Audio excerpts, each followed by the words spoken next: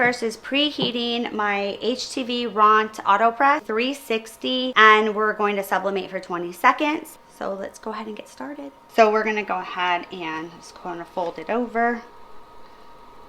Okay, so we're gonna do it just like this.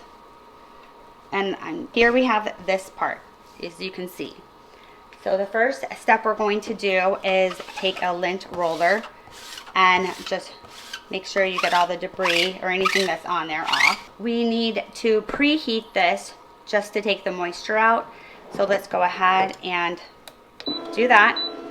I'm just gonna do it for 20 seconds. Go ahead and open this up, take this out, and I'm gonna go ahead and cut this. What I'm going to do is make sure that these are all the same size, and I'm gonna go ahead and try to center it to the best of my ability so it all looks kind of uniformed, like it was meant to be that way.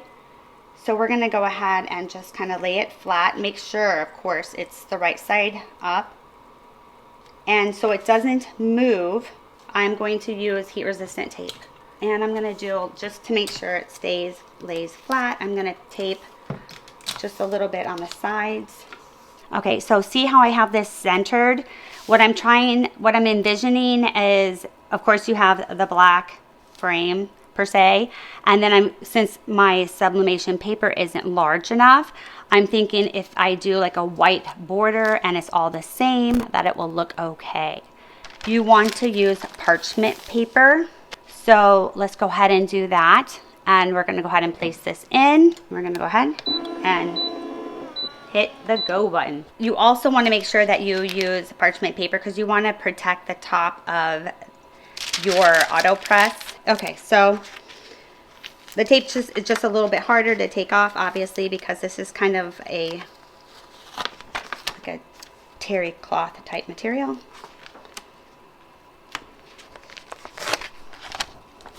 That looks really cool.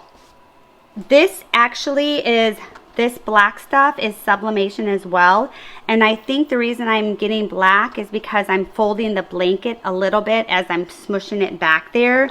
You can't do that because it will get into the white.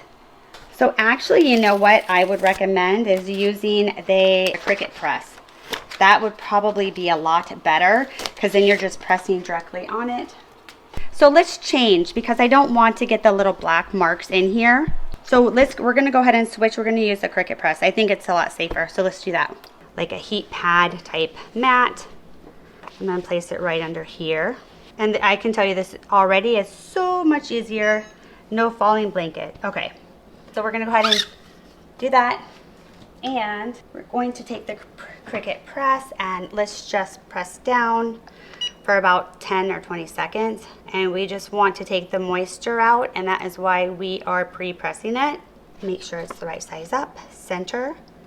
And again, these squares are not perfect. They're made not perfect. And then we're gonna press for 20 seconds. Okay. And then I should be able to tell if it did. Yeah. Okay, let's go ahead and take this off. You know what? This looks so much nicer than using the AutoPress. Look how awesome that looks. That is awesome. So this is using the Cricut press and the colors just pop. This one was using the HTVRont AutoPress.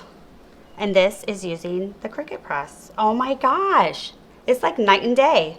Also, I did not get any of the black sublimation that borders it. So a couple things before I show you the end result. When you are sublimating, you do get on the parchment paper like a little black border, and that is from the blanket because that is sublimation. The black border is sublimation as well. So just so you don't get this on to the next one, I tried to use one each. If it's not really bad, you can, do two. The second thing is, once you sublimate, you need to not wash it for at least 24 hours, and then you can. So, you guys ready? First two I did on my HTVRont Heat AutoPress. The reason I switched, if you can see here, let's see, I think it was here more, is because I had to kind of bunch it up. So anyway, I kind of bunched it a little bit. And so since this is sublimation, it got black on there.